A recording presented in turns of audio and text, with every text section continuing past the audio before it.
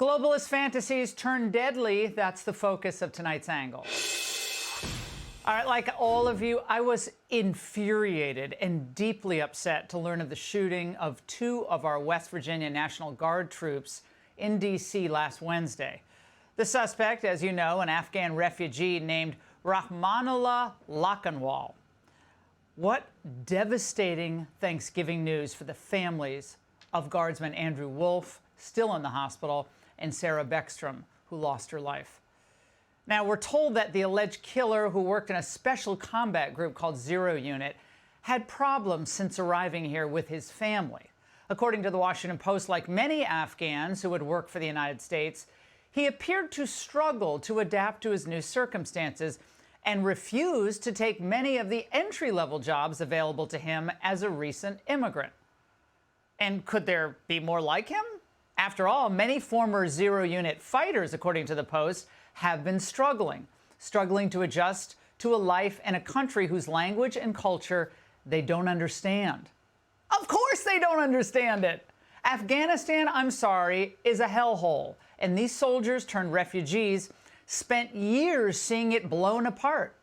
So it's PTSD plus a total culture shock equals zero, and I mean zero chance of assimilation. Now, NBC said that refugees' frustration with visa issues and failure to have meaningful work also may play a part in the refugees' emotional challenges. Of course, many Americans share that same frustration when they lose their jobs or can't find a job they find and get into despair. We know that. But now we have potentially thousands of ticking time bombs on our hands.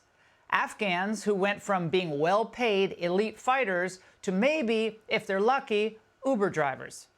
Now, more from the Post. The combination of years of high-stress combat in Afghanistan and a different kind of stress in the U.S., struggling to support a family in a foreign environment, leaves many of these young men particularly vulnerable. I read that and I thought, imagine if the Washington Post worried as much about young American men who feel vulnerable because society has turned against them and masculinity. That'd be nice. But as with so many other Biden-created disasters, of course, President Trump has to fix this. We have paused all asylum adjudications, and then, of course, the special immigrant visas, which we know many Afghans utilize to come into the country under the Biden administration, have also now been paused. I should hope so. Yeah, pause it. But of course, the refugees' advocates are blasting Trump for overreacting. And the Afghan killer was, according to reports, well vetted by both the CIA, oh great, and National Counterterrorism Center.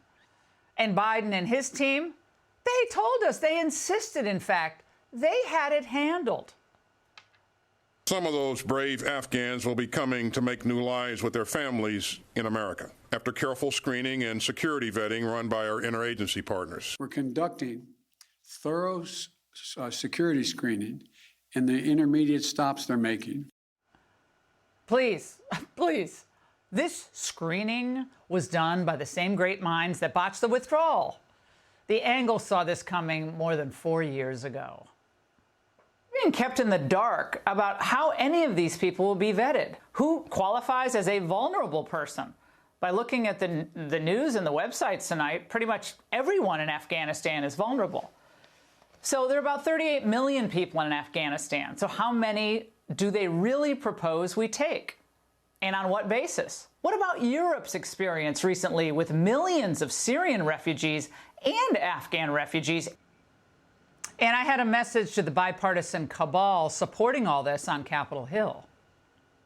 Every person now demanding that we take every Afghan because we promised them forgets that America's first promise is to her own citizens, their safety, their security, and their freedom.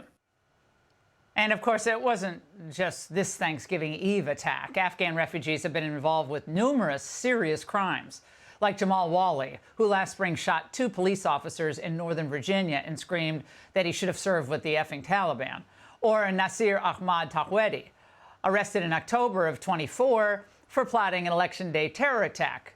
Now, the DOJ says that he took steps to liquidate his family's assets, resettle members of his family overseas, acquire AK-47 assault rifles and ammo.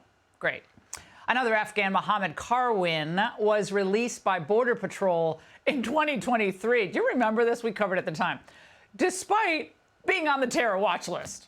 Then he was arrested and released again in early 2024 by an immigration judge who claimed, like, I never was told any of this. Okay, this is all a complete travesty, and President Trump has had quite enough.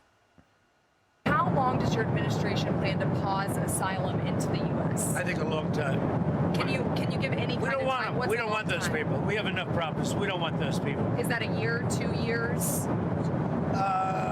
No time limit. And then But it could be a long time. you said that We don't want those people. Do you understand that? We don't want these people here. Do you understand that? Is that confusing to you? But these refugee admissions were never meant to be permanent. Yet permanent support, money, and political clout is what refugees from Somalia, Venezuela, and yes, now Afghanistan and their immediate protectorate, they're all demanding that.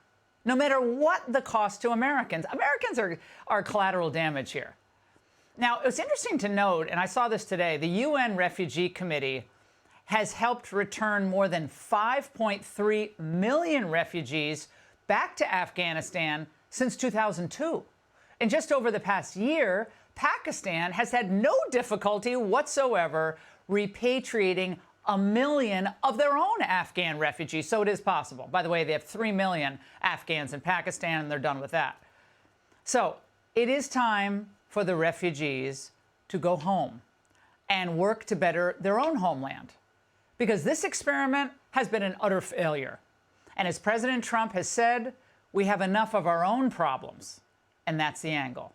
Hey, Sean Hannity here. Hey, click here to subscribe to Fox News YouTube page and catch our hottest interviews and most compelling analysis. You will not get it anywhere else.